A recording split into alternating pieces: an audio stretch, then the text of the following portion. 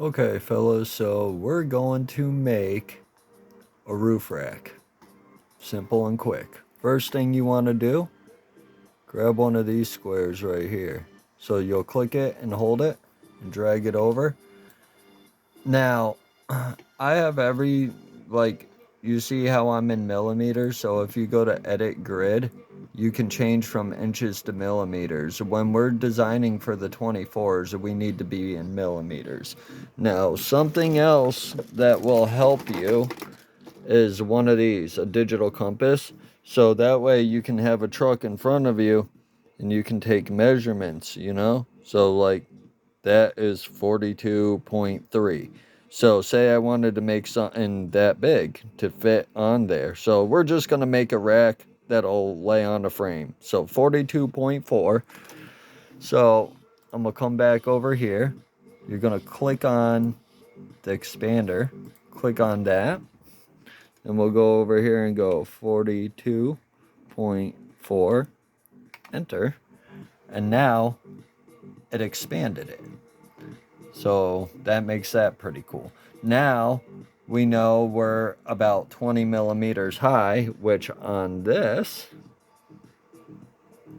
we can see is about that, which is way taller than I want. I want it to be at about that. So we're going to drop this down to 6.2.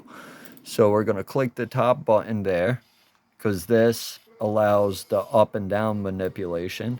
We're going to click that. Go 6.2, enter. Now we got our height. Now I need some width, or some length rather. So we're going to say from my servo's back, we're going to see how big that is. It's about right there. So we'll say 50.3. So we're going to go over here and go to our length manipulation. I'm going to go back over and type in 50.3, enter. Now I have my length. Now now we got to cut a hole in the center. So to make this easier on myself, what I'm going to do is I'm going to click on this. I'm going to come over here to duplicate. And now I have a square inside a square. So I'm going to manipulate this shape down just a little bit. I'm not making any real measurements, but you see how it's like that? It's off center. I want it centered. So I'm going to come over here and I'm going to highlight everything. Then you can come to this. This is your align button. So we'll click that. I want it to be aligned with the outside square. So I'm going to click the outside square. And now we can align center, align that. And mind you, this is level to the bottom, so we gotta bring that up a little bit, or else we're not gonna have a floor on it. So we're gonna click off to the side, get rid of that. Then we're gonna take this tool and we're gonna elevate it just a little bit. Now we have elevation. We can come over here because this is our cutter. So the square inside is what's gonna cut. So we're gonna click on that square and you're gonna turn it in to a hole. So from there, you're going to drag, copy over everything. Then you're going to come over to here and you're going to group them. Now watch what happens when I group it. Boom. It cut a square in there. See where I'm going with this? Now I'm going to take another box, a whole box, because I want to make some little cutouts here. So I'm going to take this. There's no real measuring to this part. It's more or less an eyeball on this one because I just kind of want it to cut a hole. You know what I mean? Like that. So now that I have that like that, I want it to go all the way through. This is just my design. So now that I got that like that and I like the way it looks, I want to replicate the square again. So I'm going to go over to duplicate. Then I'm going to use my arrow keys now that I have it selected. And I'm just going to scroll over some. Yeah, that looks about good. But just to make sure, I want it all to be even, so I'm going to combine these two. And I'm going to group those. Now, just those two pieces will move as one now. You see what I mean? So I don't want that, so I'll just hit reset.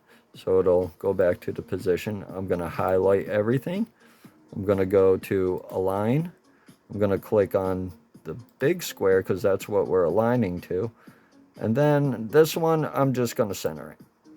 So I like the way that looks. Now, I want one of these squares. Now remember, they're grouped. So I got to ungroup them now that I have them aligned. So I'll hit ungroup. Now I can literally just grab one square again. I'm going to duplicate. And then I'm going to rotate it 90 degrees. You see the number up there? You can either rotate it like this, or you could just go up there and type in 90. Now, I want it a little wider.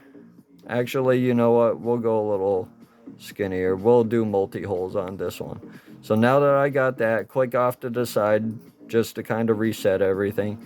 Click on your part again. Then we'll go duplicate. Then I'm just going to scroll over a little bit. Now, when you duplicate an item and you move it, watch this, and then you hit duplicate again, it'll literally give you the same distance. But I don't like that. So what I'm going to do is we're just going to try to combine these. So I'm going to group those. I do not want these other two to interfere while I'm doing this. So I'm going to select those, and then you're going to hit the little light bulb. And what that's going to do once you click it is going to make whatever's highlighted disappear. So it's still there. It's just invisible for right now. So I'm just going to highlight all this. I'm going to go to align, and I'm going to see how the center looks on it, which actually isn't bad. So now that that's there and I like it, it looks cool. I'm going to hit the light bulb to bring everything back. And now I'm going to combine it all. And now we should actually have most of our part made. Okay, so on my cut, I went a little low with the squares. That's why that's there. So what I'd end up doing is just backtracking to get to that part. And then I would just like elevate or de-elevate something a little bit just till you can get it how you want. A lot of times it's trial and error. And then like from this point, you just have to make your holes. So we'll take one of these. Now, most of the 24s work off of 1.5. So we'll go 1.5 for millimeter. Now, it's a circle, so whatever you do to one side, you got to do to the others. So we'll go here, and 1.5, enter. Now, I have a 1.5 millimeter hole. And then after you do your lining and measuring, you can kind of set it up how you want it. You'll have to drop it down to make sure it goes all the way through the part so you can actually make a hole. And then you combine it. And then if you see, boom, 1.5 millimeter hole that you can send a screw through to screw into whatever you want. So this is just a simple thing that I did in a couple of minutes.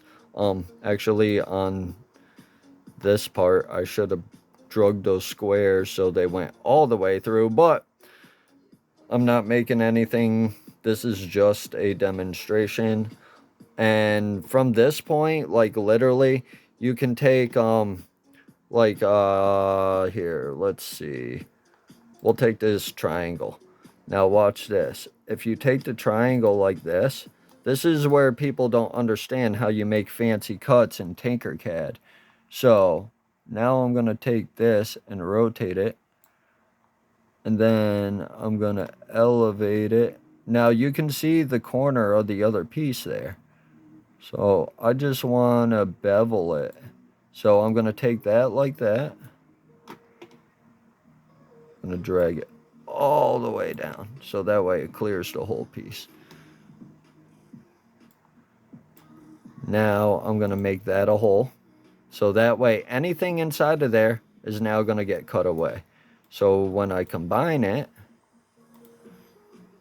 see the cut? And it's just trial and error, guys. It's literally just like whatever you think of, you could do. But like I was trying to tell y'all before, make a house. What do kids do? They make a square. They take a triangle. They put the triangle on top of the square. You see where I'm going here. Then we're gonna make a rectangle. It doesn't even matter what it looks like. You know what? Every red house has to have a blue door. So now I'm just gonna watch this shit. I'm gonna bring that part way down there all the way up here. Boom. See what I'm saying? It's simplicity. Simplicity, simplicity, simplicity. Do not overthink these things. Do not make it more complicated than what it needs to be. Basic shapes, guys. Basic shapes.